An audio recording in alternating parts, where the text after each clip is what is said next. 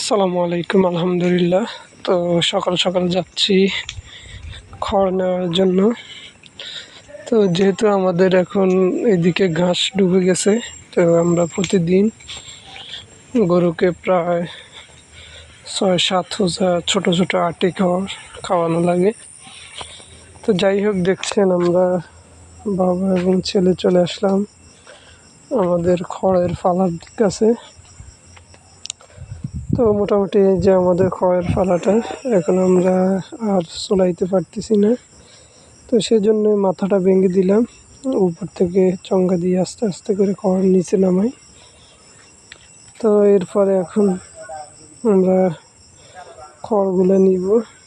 এই এক একটা আটি এরকম 7টা আটি দৈনিক লাগে, যেহেতু আমাদের 17-18টা গরু।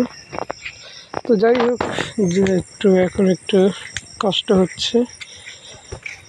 তো আমরা সকাল সকাল খড়ের কাজটা শেষ করে এখন ঘর ধুবো, এরপরে গরুকে খাবার দেবো। এর পরবর্তীতে আমরা চলে যাব।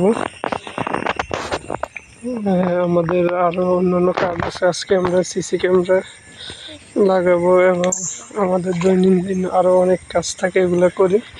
অ্যাকচুয়ালি গরুর ফার্ম করাটা আসলে অনেক কষ্টের। তারই কিছু চিত্র তুলে ধরলাম আপনাদের সামনে।